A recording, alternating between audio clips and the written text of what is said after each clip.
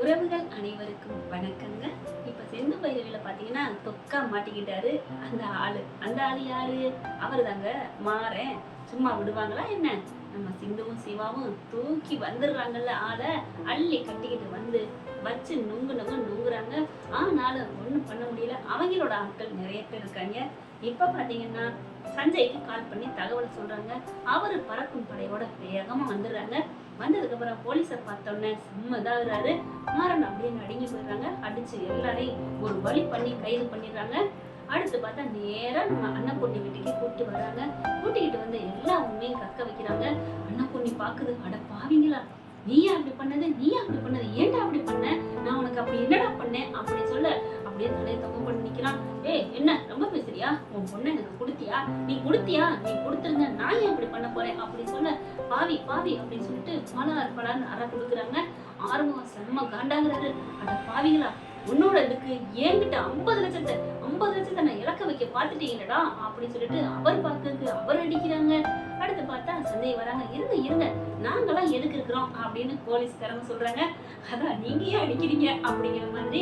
அடுத்து சிந்து வந்து நிக்கிறாங்களா, இவங்க மட்டும் இல்லைன்னா என்ன ஆயிருக்கும் அப்படிங்கிற மாதிரி சிந்துவை பார்த்து ஆர்வம் பெருமையா சொல்றாரு. ஆனாலும் அன்னபூர்ணி பாத்தீங்கன்னா அப்படிங்கிற மாதிரி திரும்பிக்கிறது. மகா பாக்குது, நல்ல வேலை நம்ம பேரை போட்டு கொடுக்கலையே அப்படின்னு நினைச்சிட்டு இருக்கேன். அங்க பாத்தீங்கன்னா சொல்லுடா, யார் சொல்லி இந்த மாதிரிலாம் செஞ்சீங்க அப்படின்னு கேட்க, அது வந்து அப்படின்னு என்ன பண்றாங்க, மாறன் அப்படியே திரு முழிக்க, டே உண்மையை சொல்லிடாதடா அப்படின்னு சொல்லிட்டு அப்படியே மனசுக்குள்ள வேண்டுது மகா. ஆனா போலீஸ் அடிக்கு பயந்துடுறாரு. இது எல்லாம் செய்ய சொன்னது மகாவுக்கா தான் அப்படின்னு மகா மேல பழைய போட, டே ஐயோ இப்பெல்லாம் பொய் சொல்றான், நான் இல்ல அப்படின்னு சொல்ல, என்னக்கா மாட்டிக்கிட்டோன்னு இப்படி ஏன் மேல பழைய போடுறீங்க, டேய் நீ தானே பண்ணிருக்க, நான் எப்படா பண்ணேன் அப்படின்னு சொல்ல, நீதான் அப்படி சொல்ல, இசக்கி நீ சொல்லுப்பா, உங்க அம்மா தானே இதெல்லாம் பண்ணாங்க அப்படி சொல்ல, டேய் என்னடா விளையாடுறியா, எங்க அம்மா எப்படா செய்ய சொன்னாங்க அப்படின்னு இவர் மறுபடியும் எதுல ஆர்வம் பாக்குறாங்க. என்னடா எங்க பெரியம்மா மேல பழைய போட்டியா அப்படின்னு எங்க சின்னம்மா மேல பழைய போட்டேன்னு இவர் வந்து பேச, அட நான் ஏன் சொல்ல போறேன், எல்லாம் அவங்கதான், எல்லா அதுக்கும் காரணம் உங்க சின்னம்மா தான் அப்படி சொல்ல, டேய் இங்க பாரு அப்படின்னு சொல்லிட்டு இருக்கல, ஐயோ இவன் மேல பழைய போட்டுமே நாளை பின்ன நம்மள வெளியில எடுக்க மாட்டாளே அப்படின்னு நினைச்சிட்டு, இல்ல இந்த மாதிரி மாட்டிக்கிட்டா மகா மேல பழி போட்டுன்னு சிந்துதான் அந்த மாதிரி சொல்ல சொன்னாங்க அப்படின்னு சிந்து மேல பழைய போட, உடனே பாக்குறாங்க, என்னடா நினைச்சு ஒவ்வொருத்தங்க மேல பழி போட்டியா அப்படின்னு அன்னபூர்ணி மறுபடியும் அவனை அடிக்க, அதுக்கப்புறம் ஐயோ இல்லங்க அவங்க இல்ல அப்படின்னு மறுபடியும் மாத்தி பேச, பாத்தீங்களா இவன் சிந்து மேல பழி போட்டான், இப்ப நான் ஏன் மேல பழி போட்டான், இப்ப யாரோங்கிறா, இவனை கைது பண்ணி போங்க அப்படின்னு மகா சொல்ல, சிந்துலாம் இந்த மாதிரி பண்ணிருக்க மாட்டா அப்படின்னு மகாவே சொல்றாங்க.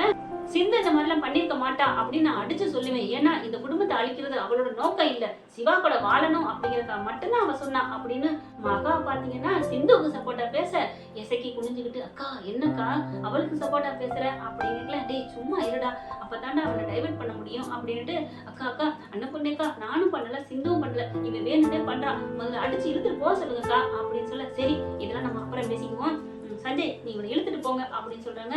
பாக்குறாங்க, உன்னை நான் அப்புறம் காப்பாத்துறேன் போ அப்படின்னு மகா சொல்ல, சரின்னு சொல்லிட்டு பேசாம சைலண்ட் ஆகி போயிடறாங்க. அரெஸ்ட் பண்ணி கூட்டு போயிடறாங்க.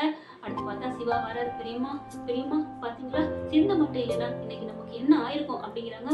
இப்ப என்ன ஆகி என்ன 50 லட்சம் போச்சே அப்படின்னு சொல்லல, அதை எப்படி விட முடியும், மாறன்ட்ட சொத்து பத்தா இல்ல, எல்லாத்தையும் வாங்கிட்டு விட்டுருவான், நீ கவலைப்படாதக்கா அப்படின்னு சொல்லிட்டு இங்க தான் தப்பிச்சவன கையோட சிந்துக்கு பாத்தீங்கன்னா, ஏய் இங்க எதுக்கு வந்த, நீ வெளில போறியா என்ன அப்படின்னு சொல்லிட்டு சிந்துவை விரட்டுது. ஆர்ம வந்து, என்னம்மா என்ன சின்னம்மா இப்பெல்லாம் பேசுறீங்க, சிவாவுக்கு சிந்து மட்டும் சொல்ல நேரம் நமக்கு என்ன ஆயிருக்கும் அப்படின்னு சொல்றாங்க. அன்னபூர்ணி கொஞ்சம் யோசிக்குது, பரவாயில்ல சிந்து மட்டும் இல்லைன்னா என்ன ஆயிருக்கும் அப்படின்னு நினைக்கிறாங்க. ஆனாலும் சிந்து நீ நல்லது பண்ணிருக்க, அதுக்காக உனக்கு நான் நன்றி வேணா நான் சொல்லிக்கிறேன், ஆனா ஒண்ணு நான் மன்னிச்சு வீட்டுக்கு எல்லாம் சேர்த்துக்க மாட்டேன், நீ போயிரு அப்படிங்கிறாங்க. என்ன உன் மேல இருக்க கோவம் கொஞ்சோன்னு குறைஞ்சிருக்கு அவ்வளவுதான் அப்படிங்கல. இது சிரிக்குது சிந்து, கக்கான்னு சிரிக்கிட்டு வெளியில வந்து சிரிக்குது. சிவாவும் ஆர்வம் வராங்க. என்ன சிந்து சிரிக்கிற, உன்னை மன்னிக்கலன்னு சொல்லுது எங்க அம்மா அப்படின்னு ஆர்வம் கேட்க, ஐயோ மச்சான் நீங்க என்ன நினைச்சீங்க, என்ன கொஞ்சோன்னு குறைஞ்சிருச்சுன்னு சொல்லிட்டாங்கல்ல, இப்ப நான் வந்து 2 நாள் தான் ஆகுது, அதுக்குள்ள கொஞ்சம் குறைய வச்சுட்டேன், அடுத்து இன்னும் 1 வருஷம் இருக்கு, 1 வருஷத்துக்குள்ள கொஞ்சமா குறைச்சு முழுசா நீ தாண்டி என் மருமகன்னு ஏத்துக்க நான் வைப்பேன், பாருங்க மச்சான் அப்படின்னு சிந்து சொல்றாங்க. இப்படியேமா நீயும் சிவாவும் ஒண்ணு சேர்ந்து வந்தா எனக்கு ரொம்ப சந்தோஷம் அப்படின்னு சொல்லிட்டு திரும்ப பைரவி பாக்குது, முறைக்குது ஆறுமுகத்தை. ஐயோ இவ வேற முறைக்கிறாளே, இனி இவ கால வேற விழுகணுமா அப்படின்னு சொல்லிட்டு அடியே பொண்டாட்டி பொண்டாட்டி அப்படின்னு ஆறுமுகம் பைரவி பின்னாடியே போறாங்களா. போனதுக்கு அப்புறம் பாத்தீங்கன்னா ரூம்ல போய் டம்மா டுமின்னு போட்டு ஒட்டைக்கிறாங்க. பைரவி பைரவி என்ன சாமி வந்துருச்சா அப்படின்னு பின்னாடியே கெஞ்சுறாரு. நீ என்னென்ன பேசுன, 50 லட்சம் போச்சு, அப்படி போச்சு இப்படி போச்சு, இப்ப தெரிஞ்சுச்சா யாரு பண்ணாங்கன்னு? அவன் பண்ணிருக்கான். எனக்கு என்னமோ அவன் சொன்னதான் உண்மைன்னு தோணுது. என்ன சிந்துதான் கலந்துருப்பான்னு நினைக்கிறியா?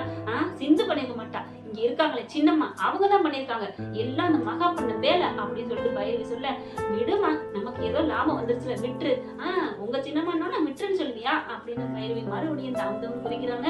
இனிமே நான் ஒரு நிமிஷம் இந்த வீட்டுல இருக்க மாட்டேன், நான் இப்பவே கிளம்புறேன் அப்படின்னு பெட்டி படிக்கையோட வெளில வராங்க.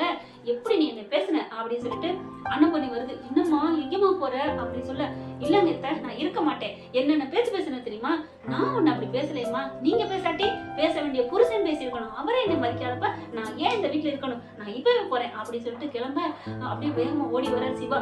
நீங்களும் போயிட்டா என்ன ஆகும், யார் போனா என்ன யார் போலன்னா என்ன, என்ன புரிஞ்சுக்காத வீட்டுல நான் ஏன் இருக்கணும், பைரவி பைரவி நான் இப்ப என்ன பண்ணணும், உன் காலில் வேணாலும் விழுகிறேன்னு காலில் விழுகிறாரு. பார்த்தா பைரவி அப்படியே நிக்குது. புருஷங்க காலில் விழுந்தா பொண்டாட்டிக்கு சந்தோஷம் தானே, அதனால மனசு மாறிக்கிடுங்க. என்ன பண்ண இப்படி போனா நடத்துறதுக்கு பார்க்கலாம். இந்த பதிவு உங்களுக்கு பிடிச்சிருந்துச்சு அவங்க பண்ணால கையில் ஒரு லைக் போட்டு சப்ஸ்கிரைப் பண்ணி முழு ஆதரவு தெரிவிங்க. நான் வேண்டி விரும்பிட்டு விடைபெறும். நன்றி வணக்கம். அப்புறம் இதே மாதிரி உங்களுக்கு வீடியோ போடலாமா பிடிச்சிருக்கு